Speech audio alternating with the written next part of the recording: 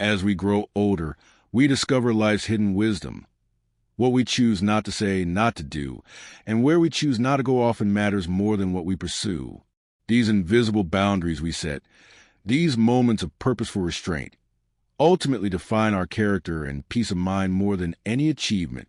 Today, we'll explore how mastering this quiet discipline might be your most powerful tool for a life with fewer regrets and greater satisfaction. Let's begin with 3 things not to say as you grow older. Number 1, back in my day, things were better. It is a sentiment uttered countless times by those who lived long enough to see the world change beyond recognition. It is not merely nostalgia. It is a deep-rooted belief that the past held something more valuable, meaningful, or virtuous than what exists today. But while this thought may carry a grain of truth, it also carries a dangerous weight. It can make you bitter, disconnected, and resentful of the present. It can blind you to the opportunities that still exist and trap you in a world that no longer is. It is undeniable that the past had its strengths. There was discipline, structure, and a sense of personal responsibility that may seem absent in today's world. People valued hard work. Commitment were honored without the constant distractions of modern technology. Communities were stronger, and families were more intact. There was a shared understanding of respect and duty. When you look back, it is easy to see those aspects and feel a sense of loss. The world today feels chaotic, fragmented, and uncertain. But here's the hard truth. Change is inevitable. If you allow yourself to be consumed by the idea that everything was better before, you risk becoming irrelevant, resentful, and closed off to life as it is. The danger of longing for the past is that it often leads to dismissing the present. You may look at the younger generation and think they lack resilience, that they have been coddled by a world too soft and too accommodating. You may see the way society has shifted and feel that values have eroded, that people are no longer as tough, disciplined, or grounded. But understand this. Every generation faces its own struggles, its own battles, and its own evolution of hardship. The challenges may be different, but they are no less real. What seems to be weakness in the young may simply be a different adaptation to the world they have inherited. What appears to be recklessness may be their way of navigating an ever-changing landscape. Holding on to the belief that the past was superior can also make you a difficult person to be around. If every conversation is laced with complaints about how things used to be, you alienate those who live in the now. People stop listening when all they hear is how much better things were. No one wants to feel as if they are constantly falling short of an unreachable standard, a time they never experienced and can never recreate. You must ask yourself, do you want to be the person who inspires others, or do you want to be the person whose presence only serves as a reminder of an unfulfilled past? Nostalgia, when indulged too much, can become a prison. It keeps you stuck, preventing you from fully engaging with the present. It makes you resistant to new experiences, new knowledge, and new ways of thinking. It fosters an us versus them mentality, where you see the past as superior and the present as a decline. And the longer you hold on to that belief, the more you isolate yourself. You begin to resent change instead of adapting to it, and that resentment slowly poisons your ability to find joy in the life you have now. So, if you ever find yourself about to say, back in my day, things were better, stop and reconsider. Was it truly better, or was it simply different? Were there struggles back then that you have conveniently forgotten? Were there injustices, hardships, and limitations that you would not trade for today's advancements? And most importantly, how can you take the strength of your past and use it to make today, not yesterday, the best it can be? Number 2, I'm too old to change. It is a phrase often uttered with a sense of resignation, a quiet surrender to time and circumstance. It carries the weight of years of routine, solidified habits ingrained so deeply that they feel immovable. And yet, it is also one of the most dangerous beliefs a person can hold. To say that you are too old to change is to declare that growth is no longer possible, that learning has reached its limit, and that life is now only something to be endured rather than shaped. Change is not something exclusive to youth. It is not the sole domain of the young, the ambitious, or the restless. Change is the essence of life itself. And to resist, it is to resist the very thing that keeps you alive in a meaningful way. The idea that one cannot change past a certain age is a falsehood, a convenient excuse that allows stagnation to masquerade as inevitability. It is never age that limits change. It is mindset. A person who refuses to adapt, to learn, and to evolve has not been defeated by years, but by their own unwillingness to step beyond what is familiar. There is nothing more tragic than a person who has spent decades on this earth, yet believes that their story is already written. The truth is, every moment presents an opportunity to be better, to grow, to break free from old constraints. No, it may not be easy. It may not be comfortable. But to embrace change, no matter your age, is to embrace life itself. It is to reclaim the power to shape your own existence rather than be confined by the illusion that the past determines the future. Number 3, I wish I had done things differently. It is a thought that visits the mind like an old ghost, haunting the quiet moments, whispering about roads not taken and choices that led to pain or disappointment. Regret is a heavy burden, and as the years pass, it can become an unbearable weight if you allow it to take root in your soul. But there is something important to understand. Regret is only as powerful as the attention you give it. The past cannot be rewritten, no matter how much you analyze it, no matter how often you replay those moments. They remain fixed in time, untouched by your longing or your sorrow. And yet, so many people spend their later years trapped in an endless cycle of what-ifs and if-onlys, as though regret itself could undo what has already been done. It cannot. What it can do, however, is steal the time you have left. It can blind you to the opportunities still before you, keeping you tethered to a past that no longer exists. The truth is, the only way to make peace with regret is to accept it without allowing it to define you. Instead of mourning what you did not do, focus on what you can do now. Instead of wishing for a second chance at youth, embrace the wisdom that age has given you. If there are mistakes to atone for, make amends where you can. If there are lessons to be learned, carry them forward. But do not allow regret to become the lens through which you see your life. You are not merely the sum of your past decisions. You are still here. And as long as you are, there is still time to make your life into something worth living. Moving forward, let's discuss 3 things not to do to maintain peace and dignity in your later years. Number 1, do not chase the approval of younger generations. It is a futile pursuit, one that leads only to frustration, insecurity, and a slow erosion of your own self-respect. The world belongs to the young, just as it once belonged to you, and they will shape in ways you may not always understand or agree with. That is the nature of life. But seeking their approval, bending yourself to their expectations, and trying to remain relevant in their eyes will not bring you the validation you seek. The truth is, youth does not admire those who chase after it. Younger generations do not respect those who try too hard to fit into their world.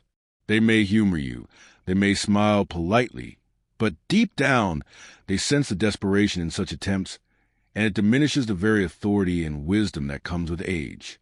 People respect those who stand firm in who they are, who do not feel the need to apologize for the years they have lived or the lessons they have learned.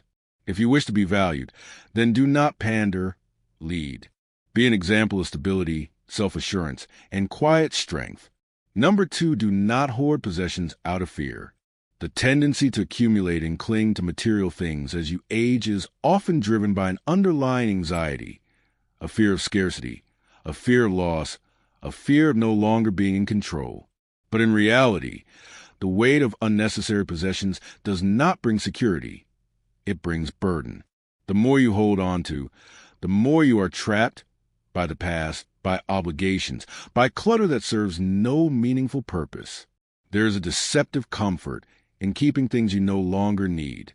You tell yourself that you might use them someday, that they have sentimental value, that letting go of them would be wasteful.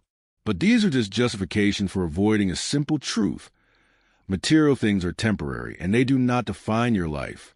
What matters is not the furniture, the clothes, the trinkets, or the boxes of forgotten items stashed away in the attic. What matters is the freedom to move, to breathe, to live unburdened by excess. Hoarding is not just about objects.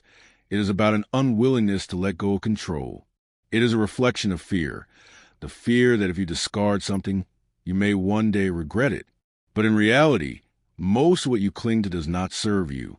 It takes up space, it drains energy, and it keeps you tethered to a version of life that no longer exists. The past is already lived. What remains is the present, and it is in the present that you must make room for peace. Letting go is not an act of loss. It is an act of liberation. When you release what no longer serves you, you create space, space for clarity, space for movement, space for new experiences.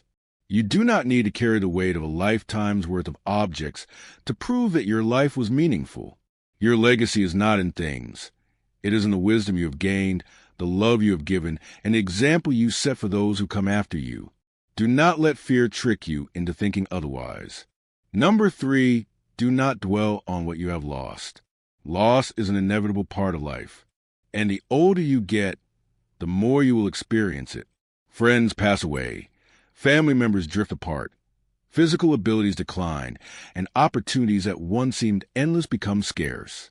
It is easy to fall into the trap of replaying the past, longing for what used to be and mourning what can never return. But dwelling on loss does not bring back what is gone. It only robs you of what remains. When you fixate on what you have lost, you become blind to what you still have. The mind plays cruel tricks, convincing you that life was better before and that the present is nothing more than a shadow of what once was. But nostalgia, if left unchecked, can be a prison. It keeps you rooted in memories instead of allowing you to engage with the reality of the present moment. The truth is that life is still happening right now. And if you are too consumed by grief, regret, or longing, you will miss it. Loss is painful, and it should not be ignored or dismissed. But it must be processed, accepted, and ultimately released. There is strength in acknowledging what is gone. But there is even greater strength in choosing to move forward despite it. The past has shaped you, but it does not own you. The weight of sorrow does not have to be a permanent burden. You have the power to put it down and walk forward. Instead of mourning what is no longer in your hands, focus on what is. There are still moments of beauty to be found, still relationships to nurture, still lessons to learn. There is still laughter, still warmth, still new experiences waiting for you. But you must be willing to see them. Life does not stop because of loss. It changes, and you must change with it. Finally, let's turn our attention to 3 places not to go to protect your well-being and self-respect. Number 1, do not go where you are not respected. As you grow older, your time, energy, and dignity become more valuable than ever. You have spent a lifetime learning, experiencing, and giving to the world around you. At this stage, it is not just important, but necessary to recognize where you are unwelcome, unappreciated, or treated as an afterthought. You do not need to subject yourself to places, people, or situations where your presence is merely tolerated rather than valued. Respect is the foundation of any meaningful interaction. If you find yourself in an environment where you are spoken to with condescension, dismissed as irrelevant, or outright ignored, you must ask yourself why you continue to go there. Too many people, out of habit, obligation, or misplaced hope, keep returning to spaces that do not honor them. They endure the subtle insults, the eye rolls, the impatient sighs, and the lack of acknowledgement, convincing themselves that that it is just the way things are. But that is not true. You are not responsible for making others see your worth if they choose to overlook your wisdom, your experiences, and the depth of your character. That is their failure, not yours. You do not have to prove yourself to people who have already decided you are insignificant. You do not need to beg for a seat at a table where your voice is ignored. Instead, you must walk away with your dignity intact and spend your time in places where you are valued. Life is too short to seek approval from those who refuse to give it. Instead of fighting for scraps of recognition, invest your energy in relationships and spaces that uplift you. Surround yourself with those who listen when you speak, who appreciate your presence, and who see your worth without being reminded. This is not about pride or arrogance. It is about self-respect. When you stop going where you are not respected, You reclaim your power. You set a standard for how you deserve to be treated. And that alone is a lesson for those who underestimate you. Number 2, do not go where you are only tolerated, not wanted. There's a profound difference between being accepted and being truly welcomed. As you age, your time becomes more precious. The people and places you invest in should reciprocate that investment. Too many people linger in environments where they are merely tolerated, where their presence is acknowledged out of politeness but never truly embraced. This is a quiet rejection, an unspoken dismissal, and if you are not careful, it can eat away at your dignity. To be tolerated means that others put up with you, that your presence is endured rather than appreciated. You are not sought after, not celebrated, not missed when absent. You may be invited, but it is out of obligation rather than genuine desire. Your words may be heard, but they are not truly listened to. You may sit at the table, but you are not part of the conversation in any meaningful way. And if you find yourself in such a situation repeatedly, you must ask, why do I stay? Fear often keeps people trapped in these places. Fear of being alone, of severing ties, of venturing into the unknown. But what you must understand is that staying where you are only tolerated diminishes you. It forces you into a position where you question your own worth, where you suppress parts of yourself to fit in, where you feel like a burden instead of a valued presence. That is not a life of dignity, and it is not a life you should accept. Instead, seek out the places and people who genuinely want you around. Go where your presence is not just accepted but desired, where your voice is not just heard but valued, where you are missed when absent and appreciated when present. These are the environments that nurture the soul, that allow you to thrive rather than simply exist. You do not need to convince anyone of your worth. The right people will see it without being told. And the moment you stop going where you are merely tolerated, you make room for the places where you are truly wanted. That is a choice that defines whether you live your later years with dignity or with silent suffering. Choose wisely. Number 3, do not revisit places of pain, thinking it will bring you closure. Some argue that revisiting pain can bring closure, but closure does not always come from returning. It often comes from leaving. True healing is not found in constantly confronting the past, but in choosing to stop letting it define your future. Every time you revisit painful places, you reinforce their hold on you. You give them power over your emotions, over your peace. Why allow a place to dictate your well-being when you have the ability to walk away? Instead of returning to places of suffering, seek out places of renewal. Find environments that uplift you, that inspire growth, that remind you of the beauty still left in life. Surround yourself with spaces that encourage healing rather than pull you back into despair. The past has already taken enough from you. Do not allow it to steal your present as well. The choices you make today create the peace you'll enjoy tomorrow. I challenge you to reflect on what you might need to let go of, whether it's words better left unsaid, actions that no longer serve you, or places that drain your dignity. Take a moment right now to write down one thing you'll stop saying, one habit you'll break, and one place you'll no longer go. This simple act of restraint might just be the most powerful decision you make this year. If this message resonated with you, please share it with someone who needs to hear it. Sometimes the greatest gift we can give those we care about is the permission to set boundaries. Subscribe for more wisdom on living with intention. And remember, your most meaningful growth doesn't come from adding more to your life, but from carefully choosing what to remove. Until next time, embrace the power of your no and watch how it creates space for a more meaningful yes.